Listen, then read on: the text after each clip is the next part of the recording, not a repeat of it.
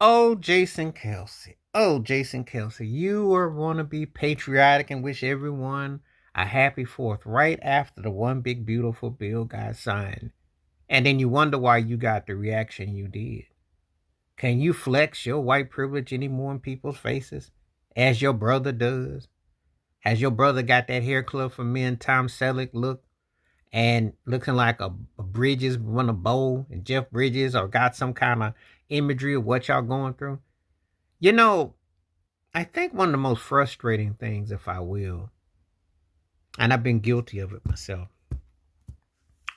I used to assume that white players who play with black players on teammates, sports, music, and entertainment would abstain of the division, the hostility, obviously institutionalized systematic racism.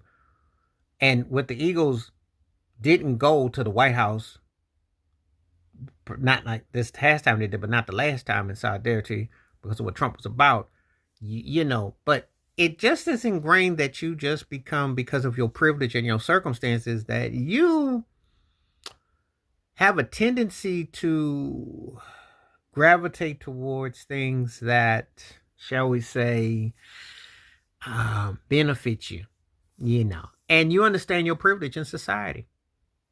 So long ago, I always said, you got to solidify with me. You got to signify with me, because I don't want to hear you saying that you understand something, and then you turn around and, you really ain't like that about that.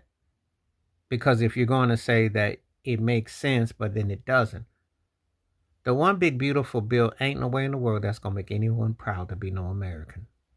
And this turkey shows how out of lunch and out of step he is. He not really in the sense of his white privilege, because he knows in society that, he gonna be all right. And he's gonna say the right things and, what have you.